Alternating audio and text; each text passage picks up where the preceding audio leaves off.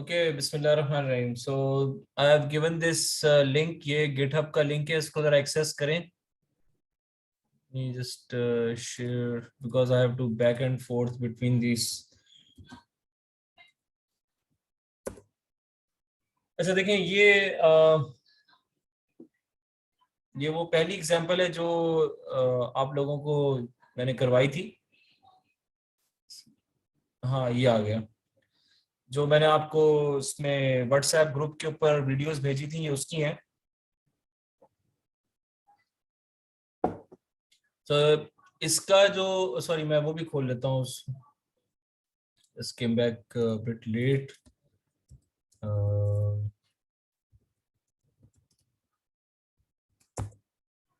ये अच्छा, हाँ मैंने जो आपको फॉर्म भी करवाना है यार, ओहो। Let me just go through that once. Okay, let's do this Docker swarm basics. इसमें से एक दो चीजें तो पहले हमने कर ली थी किसी क्लास में, as far as I remember, तो इसको देख लेते हैं। अब तो खैर आपका एग्जाम कोई भी नहीं, आपकी लर्निंग के लिए मैं जल्दी जल्दी ब्राउज कर लेता हूँ। डॉकर देखें, if I install Docker on two machines, right? तो each of them is a Docker node, ठीक है। तो Docker node का कॉन्सेप्ट Hadoop node की तरह है। तो जैसा कि Hadoop का नेटवर्क बन सकता है, इसी तरह Docker का भी नेटवर्क बन सकता है, ठीक है। और हर कंपोनेंट को Docker node कहेंगे। तो वो फिजिकल मशीन भी हो सकती है और वर्चुअल मशीन भी हो सकती है, या आप अगर इसको कहें कंटेनर भी हो सकता है, ठीक है। That runs the Docker application call the Docker engine. बहरहाल अब जैसे मैंने विंडोज पर डॉकर इंस्टॉल किया हुआ है, तो I am like running the Docker engine, ठीक है। और जो मेरा एक जो मशीन है वो बेसिकली एक मशीन जो है वो एक डॉकर नोड है। तो मैं सिंगल नोड पे काम कर रहा हूँ, लेकिन I can create multiple Docker nodes and then that will become the swarm, ठीक है। तो स्वॉर्म में ये होता है कि I I have multiple Docker nodes. अभी जो हम काम कर रहे हैं ना, हम ये कर रहे हैं कि एक ही डॉकर इंजन है, जैसे आपका अपना लैपटॉप है, और उसके ऊपर वही लैपटॉप आपका डॉकर नोड भी है, जैसे हमने सिंगल नोड हडूप पे हमने काम किया हुआ है। हाँ, हम ये कर रहे हैं कि उसी डॉकर इंजन के ऊपर, उसी नोड के ऊपर मल्टीपल कंटेनर्स को आपस में कम्युनिकेट करवा रहे हैं। So that is called a bridge. लेकिन अगर मैं मल्टीपल डॉकर नोड्स क्रिएट करूं तो वो फिर डॉकर स्वॉर्म हो जाता है, और उसमें मतलब फिर मुझे डॉकर नोड्स को आपस में कम्युनिकेट करवाना पड़ता है, जैसा कि मुझे किसी भी मशीन का जो लैब में जो पीसीज आपस में नेटवर्क होते हैं, एक दूसरे को आप आईपी एड्रेस के थ्रू पिंग कर सकते हैं। तो वो मुझे डॉकर नोड्स को आपस में कॉन्फ़िगर करवाना पड़ेगा इन अ डॉकर स्वॉर्म, ठीक है। तो Docker swarm is a very advance topic. मैं कभी मुझे मौका मिला तो मैं इस पे कोई वीडियो रिकॉर्ड करके आप लोगों को सेंड कर दूंगा, लेकिन कोर्स में हम लोग इसको नहीं कर पाएंगे, ये मुश्किल हो जाएगा। अनलेस के 3-4 बच्चे मेरे पीछे पड़ जाएं तो फिर मैं एक महीने तक तैयार कर लूंगा, ठीक है। तो डॉकर स्वॉर्म जो है ना, उसमें ये लिखा आ रहा है कि is a group of Docker nodes. ये मैं आपको ऑलरेडी बता चुका हूँ, ठीक है। हमें बहुत ज्यादा मैनेजमेंट की इसकी जरूरत नहीं है, क्योंकि वो स्वॉर्म का जो सॉफ्टवेयर है ना, स्वॉर्म किट जो है फॉर एग्जांपल, वो खुद ही इसको मैनेज करता है। This is an embedded component of the Docker engine, और ये स्वॉर्म मोड प्रोवाइड करता है, जिसके थ्रू आप डिफरेंट नोड्स आपस में कम्युनिकेट करवा सकते हैं। अब इसका मेरा ख्याल में सोल्यूशन ये होगा कि अगर मैं अगर मेरे पास एक ऐसा सर्वर मशीन हो जिसपे 32 गिग्स ऑफ रैम हो, मैं उस पर 2 VMs रन करूं, हर VM में अलग से डॉकर इंस्टॉल करूं, ठीक है। तो वो 2 नोड्स हो गए, और मैं 2 VMs को आपस में डॉकर के थ्रू कम्युनिकेट करवाऊं, तो वो डॉकर का नेटवर्क बन जाएगा, ठीक है। दूसरा तरीका ये हो सकता है कि मैं 2 लैपटॉप्स ले लूं, और दोनों लैपटॉप्स के ऊपर अलग अलग डॉकर इंस्टॉल करूं, तो 2 इंजन हो गए और 2 नोड्स हो गए, और उनको आपस में कम्युनिकेट करवा लूं, तो वो भी, उस पर भी स्वॉर्म बन सकता है। तो it's exactly like the Hadoop cluster, ठीक है।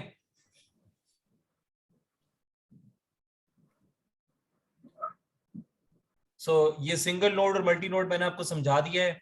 नेटवर्किंग जो है ना, वो स्वॉर्म के अंदर एक तो हमारा जो कंसर्न होगा इस पूरे आपके सिनेरियो में, वो ब्रिज नेटवर्किंग पे होगा।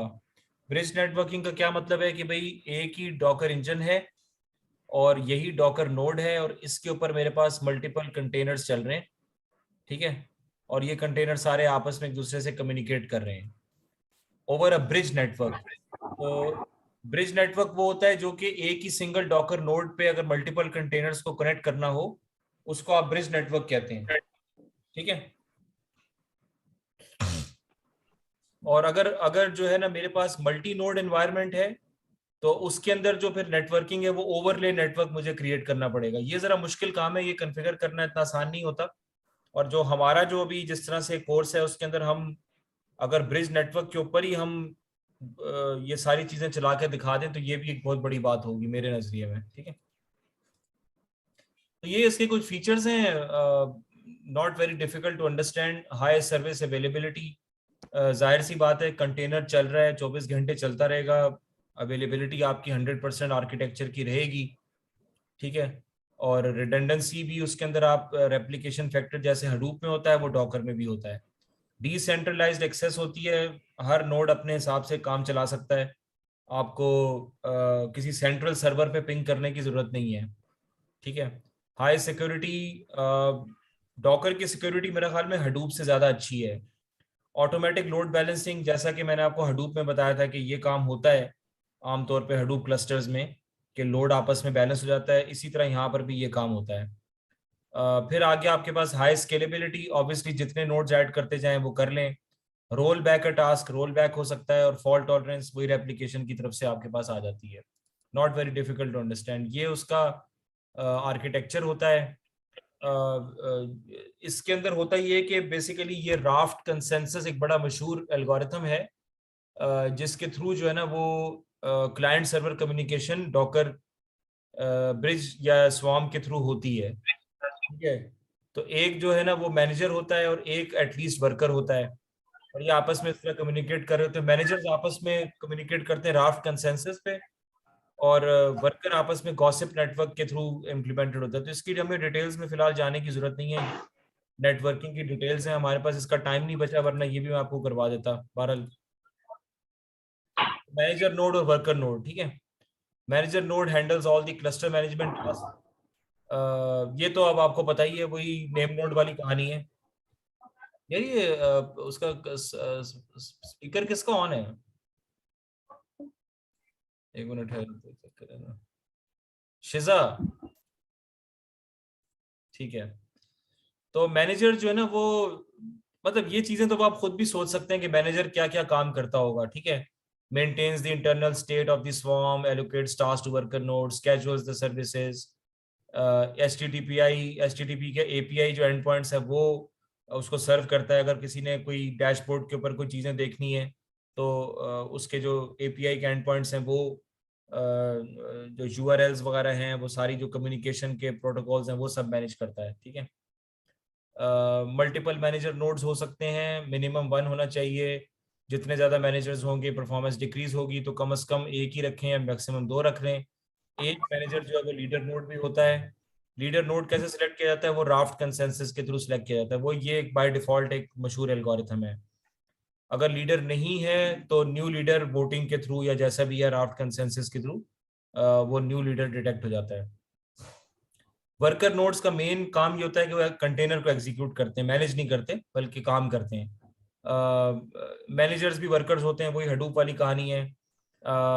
Worker nodes accept task send from the manager nodes, again वही वाली कहानी है। और फिर ये हार्ट बीट जैसे वहाँ आती थी, यानी हर जो डेटा नोड है वो अपना नेम नोड को हार्ट बीट भेजता था, लिहाजा यहाँ पर भी यही हार्ट बीट वाली कहानी होती है।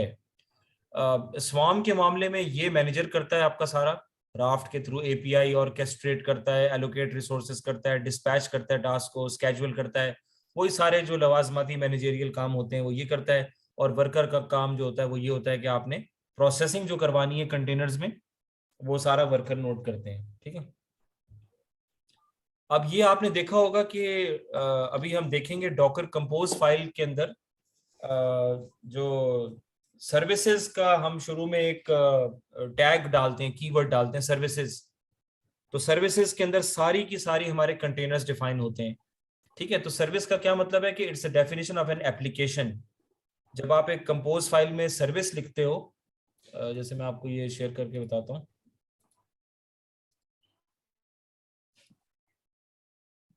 ओहो, अब ये, हाँ कीप दिस फाइल इन, ये तो खैर, अभी देखिए ना यहाँ ऊपर लिखा हुआ है सर्विसेज, ठीक है। तो सर्विसेज के बारे में ये कह रहे हैं कि इज एन एप्लीकेशन, कि मैं एक एप्लीकेशन डिफाइन करूँ, इसका मतलब और कुछ भी नहीं है, ठीक है। और उस एप्लीकेशन के अंदर मैं मल्टीपल कंटेनर्स डिफाइन कर सकता हूँ। बिफोर वी डिप्लॉय सर्विस, एक कम से कम एक नोड होना चाहिए। तो जाहिर सी बात है, आपने डॉकर इंस्टॉल नहीं किया तो एप्लीकेशन भी रन नहीं कर सकते। Service is the definition of the task to execute on the manager और वर्कर, जैसा भी है। तो आपने करना क्या है, तो ये जो मैंने आपको ये दिखाया है डॉकर कंपोज फाइल, अभी हम 3-4 एग्जांपल्स करेंगे, तो आप जरा ध्यान रखिएगा। तो ये अब देखें ना, ये काफी कॉम्प्लिकेटेड चीज है जिसके थ्रू अभी हम इसको गुजरेंगे, और दूसरा भी देखेंगे इंशाल्लाह। ये इतना आसान काम नहीं है, लेकिन व्हाट इज हैपनिंग इज के these are basically different containers जो कि सेटअप हो जाएंगे, और कंटेनर्स के अंदर आप मुख्तलिफ किस्म के ये टैग्स आइडेंटिफाई कर सकते हैं। तो इसमें मैंने काफका के बेसिकली 2 इंस्टेंसेस बनाए हैं, सब याद है, सॉरी अबाउट दैट। तो ये मैं कहता कि काफका मैनेजर, प्रोमीथियस, ग्राफाना, ये सब चीजें, वॉल्यूम्स क्या होती हैं, ये सब अभी हम देखते हैं, ये सारी सर्विसेज उसमें ये है, ठीक है। So when we create a service, we specify which container image to use and which commands to execute inside those containers. बस ये चीज है। एक सर्विस का मतलब है एक आर्किटेक्चर बना रहा हूँ, उसके अंदर कौन कौन से कंटेनर्स होंगे, जी जी मेरे 10 कंटेनर्स होंगे, और उनकी स्पेसिफिकेशन क्या है वो मैं कंटेनर्स के अंदर ही सारा लिखूंगा। बस ये मेन काम है। ये मुश्किल काम है, लेकिन 3-4 एग्जांपल्स करने के बाद आपको कोई इतना मसला नहीं होगा। वैसे भी आजकल तो ज्यादातर कॉपी पेस्ट ही चल रहा होता है, लोगों का काम हम रीयूज करते हैं, तो इसलिए हमारे लिए आसानी है अल्हम्दुलिल्लाह। रेप्लिकेटेड सर्विसेज का भी एक मॉडल होता है, उसमें distributes a specific number of replica tasks among the nodes. तो एक ही टास्क को मुख्तलिफ नोड्स में तकसीम कर दिया जाता है। अगेन ये थोड़ी सी कॉम्प्लिकेटेड और एडवांस चीज है, इसको आप ना भी याद रखें तो कोई मसला नहीं है। The swarm runs one task for the service on every available node in the cluster. यानी ये कोशिश होती है कि सारे नोड्स किसी ना किसी तरीके से थोड़े बहुत इस्तेमाल हो जाएं। तो ये 2 सर्विसेज जिनको हमने ऊपर पढ़ा है कि जो रेप्लिकेटेड सर्विसेज, वो specify several identical task for the swarm manager, के अगर मतलब एक ही तरह के मुख्तलिफ काम हैं तो वो रेप्लिकेटेड सर्विसेज होती हैं, ठीक है। वरना जो है वो ग्लोबल सर्विस कहलाएगी, run a single task on each node. और अगर एक ही तरह का काम है तो वो एक ही नोड पे भी रन हो सकता है, ठीक है। तो ये फर्क है दोनों के अंदर। या देखिए ना यहाँ पे क्या है, येलो जो है रेप्लिकेटेड सर्विस विद 3 रेप्लिकास, ठीक है। तो ये 3 येलो वाला है, जो है वो आपका एक ही सर्विस है जो 3 एक ही सर्विस के 3 रेप्लिकास बनाए हुए हैं, और वो 3 मुख्तलिफ जगह चल रही है। और ये जो ग्रे है ये ग्लोबल सर्विस है, जो कि हर नोड के ऊपर उसका रेप्लिका हुआ हुआ है, ठीक है। तो ये कुछ सर्विसेज रेप्लिकेटेड होती हैं, कुछ सर्विसेज आपकी ग्लोबल होती हैं। वैसे फर्क वाजे नहीं हुआ यार, ये फर्क बता सकता है कोई इसमें? येलो जो है ना, मेरे ख्याल में आइडेंटिकल टास्क हैं, और ग्रे वाले जो टास्क हैं वो आइडेंटिकल नहीं है, वो डिफरेंट है, लेकिन रेप्लिकेटेड हुए हैं फिर भी ना। समझ में आ रही बात की? तो ये जो येलो वाले टास्क हैं ये बिल्कुल एग्जैक्टली सेम कॉपी है, कॉपीज हैं एक दूसरे की। और जो ग्रे टास्क है वो टास्क तो अलग है, लेकिन उसकी कॉपीज बनी हुई हैं, डिफरेंट कॉपीज बनी हुई हैं। मेरे ख्याल में इसका मतलब ये यही मतलब है ना, global services run a single task on each node. हाँ मतलब अगर कोई रेप्लिकेटेड सर्विस है वो मखसूस नोड्स पे चलेगी, और ग्लोबल सर्विस जो है ना वो हर नोड को इस्तेमाल करने की कोशिश करेगी, ये है बहरहाल। अच्छा, टास्क जो है ना, देखें ये is a declaration that describes the containers, ठीक है। अब अगर ये डेफिनेशन आप लेके चलेंगे तो दीज आर द टास्क्स जो कि हम करें, मतलब जैसे भाई ये सर्विस है, ठीक है भाई क्या चाहिए आपको, भाई सबसे पहले तो मुझे जू कीपर चाहिए, ठीक है। अब जू कीपर क्या है भाई, जू कीपर का भाई एक इमेज है, वो आप यहाँ से डाउनलोड करेंगे, टैग लेटेस्ट है उसका, और मैं उसका जो कंटेनर नाम रखना चाहता हूँ वो मैं रखना चाहता हूँ जू कीपर। उसकी मैं जो पोर्ट एक्सपोज कर रहा हूँ वो 2181 है। और जो बाकी वॉल्यूम ये है, नेटवर्क ये है, ब्ला ब्ला ब्ला, ये तफसील अभी हम सारी बाद में देखेंगे, ये इसको भी छोड़ दें आप। ठीक है, तो ये टास्क हैं सारे, दैट डिस्क्राइब्स द कंटेनर, जिसको टास्क कहेंगे, सर्विस और टास्क। ठीक है, task is a specification of all the resources required to run a container in a service. A task is created by defining replicas. ये एक ही task होता है। अभी हमारा मतलब ना, हम रेप्लिका सेट नहीं क्रिएट करेंगे अपने प्रोजेक्ट्स में ना। Specification is defined in a task template. तो टास्क टेम्पलेट में हम, टेम्पलेट वही है जो हमारे पास कंपोज फाइल होती है। A single task response to a single container in a service. तो बस ऐसी लवाजमाती डेफिनेशंस हैं। और जो मैनेजर होगा, अब जैसे अब ये मेरा लैपटॉप है ना, तो इस ये मैनेजर भी है, ये वर्कर भी है, क्योंकि मैं सिंगल नोड पे काम कर रहा हूँ। तो नेटवर्क तो बना हुआ है, लेकिन उस तरह से ओवरले नहीं है, ब्रिज नेटवर्क पे हम काम कर रहे हैं। ठीक है, तो वो आपस में टास्क तकसीम हो जाता है, ब्ला ब्ला ब्ला। Worker nodes receive and execute tasks dispatched from manager nodes. By default, manager nodes also run the task as worker nodes. ये हम ऑलरेडी पढ़ चुके हैं ऊपर।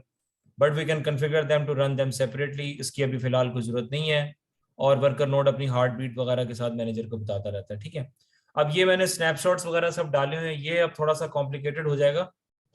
लेकिन इसको मैं कर लेता हूँ। जब आप अपने सिस्टम पे लिखते हैं IP config all, तो जितने भी आपके वो हैं, IP config all, सॉरी,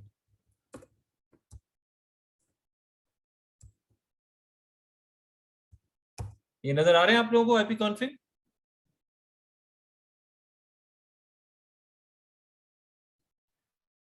जी सर।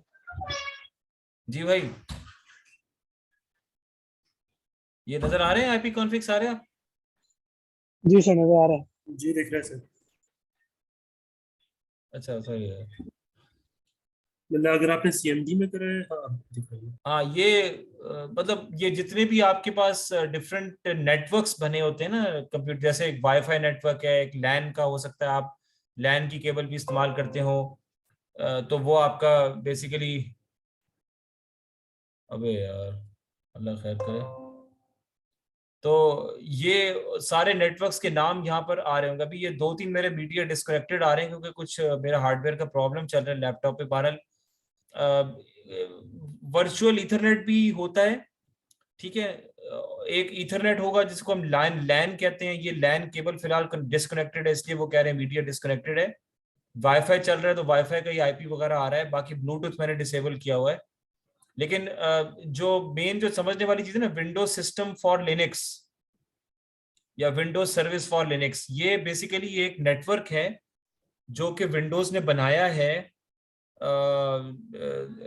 जिसका नाम हाइपर वी नेटवर्क होता है, जो कि विंडोज रिसोर्सेज के ऊपर लिनक्स चलाने का एनवायरनमेंट क्रिएट कर देता है, जिसके ऊपर हम विंडोज फॉर डॉकर चला रहे हैं। ये मैंने आपको पहले भी बताया था। तो ये WSL के बगैर हम विंडोज पे डॉकर नहीं चला सकते, क्योंकि डॉकर का सारा काम है ही लिनक्स बेस्ड। अगर आप डिप्लॉयमेंट में ये सब काम करना चाह रहे हैं, आर्किटेक्चर्स वगैरह, तो बराए मेहरबानी विंडोज पे बिल्कुल भी ये काम ना कीजिएगा। ये तो सिर्फ समझाने के लिए है। ये सारा काम लिनक्स सर्वर मशीन्स पे होने वाला है, और वहां पे धड़ाधड़ तेजी से काम चलेगा और तरीके से काम होगा। यहाँ तो बहुत सारी कमांड्स हम रन ही नहीं कर पाते। मतलब लिनक्स की सारी कमांड्स में विंडोज कमांड लाइन पे नहीं रन कर पा रहा, आपको पता ही ना। जैसे मैं अगर मैं लिखूं IF config लिखूं, कर लिखूं, तो बहुत सारी कमांड्स मेरी, यानी WSL तो है, लेकिन मैं कुछ कमांड सिर्फ डॉकर की चला पा रहा हूँ। अगर मैंने लिनक्स चलाना है तो लिनक्स का कंटेनर चलाना पड़ेगा। ठीक है, तो ये नहीं है कि मैं विंडोज पे पूरा का पूरा लिनक्स बनाना शुरू कर दूंगा, ऐसा मतलब नहीं है। मतलब ये कि कंटेनर के अंदर आप काम कर सकते हैं। तो ये इसका जो ज्यादातर जो IP आता है ना WSL का, वो ये 172 से शुरू होता है। 172.20 something dot dot dot dot, ये 4 में आता है आमतौर पे। ये 172 से स्टार्ट हो रहा है। आप अभी भी चेक कर लें, अगर आपका विंडोज पर डॉकर चल रहा है तो शायद आपका भी यही चक्कर चल रहा हो।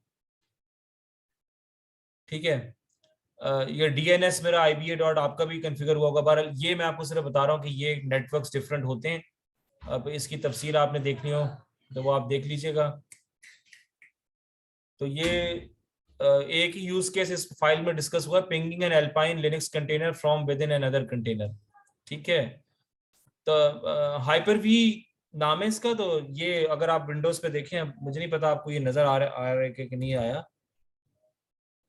लेकिन अब ये आपको ये जब मैं इस पे करता हूँ ना, विंडोज की दबाता हूँ, विंडोज में मैं हाइपर वी करता हूँ, तो मेरा ये हाइपर वी मैनेजर खुल जाता है। ये Hyper V manager basically WSL के ऊपर चल रहा है सारा, और ये आपको अलाउ करते खुल जाए। तो मैं आपको बताता हूँ असल में जो है ना मसला बताऊँ क्या है। मसला ये है कि बहुत जल्दी बैटरी जो है ना, वो बैटरी नहीं कह रहा मैं, ये खून चूस रहा है मेरे सिस्टम का जो है ना, ये जो डॉकर है हकीकत में खून चूस लेता है ये। तो ये हाइपर भी देखें कहाँ गया यार। अच्छा, अभी कनेक्टिंग टू सर्वर, यार कोई और ही गड़बड़ना शुरू हो जाए यार यहाँ पे।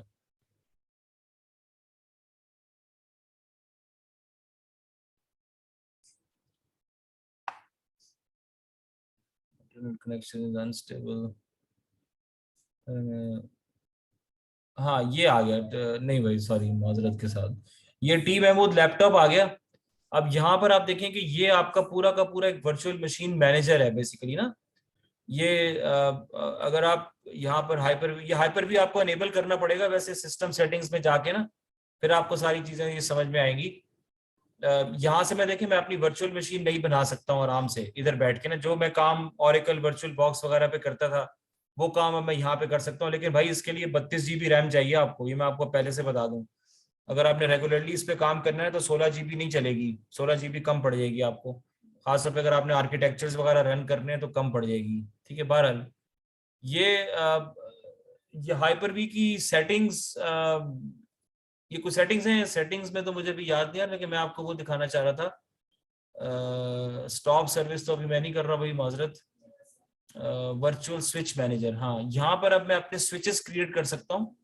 आपको समझ में आ रही है? मतलब अगर मैं यानी आप इस बात को इस तरह समझें कि अगर मैं मल्टीपल डॉकर इंजन्स पे काम कर रहा हूँ, ओवरले नेटवर्क बनाया हुआ है, तो उन इंजन्स को आपस में कनेक्ट करने के लिए ना, वो क्या कहते हैं, I might need a switch. तो I can configure a switch here, यानी मैं, हाँ तो ये अब आपको नजर आ रहा होगा ये देखें ये मैं पूछ रहा था आपसे कि वर्चुअल स्विच का मतलब तो आपको पता होगा ना। स्विच क्या होता है? स्विच यानी पीसीस को जब आप आपस में कनेक्ट करते हैं तो आपको स्विच चाहिए होता है राउटिंग करने के लिए। तो अगर मैं एक डॉकर नेटवर्क बना रहा हूँ, स्वाम बना रहा हूँ, तो उसमें मैं अपना स्विच भी क्रिएट कर सकता हूँ। ये अब एडवांस टॉपिक्स में आ रहा है। सर हमें आपकी बिल्कुल आवाज नहीं आ रही है। अभी आ रही है आवाज?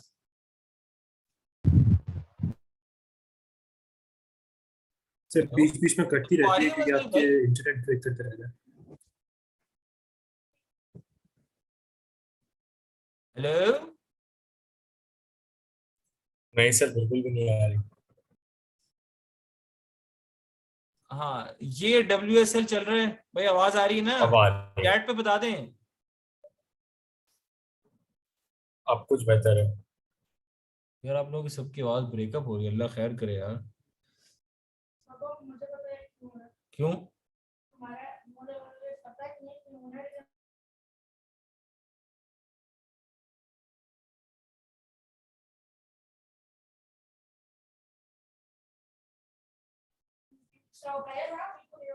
अस्सलाम वालेकुम, आवाज आ रही है भाई?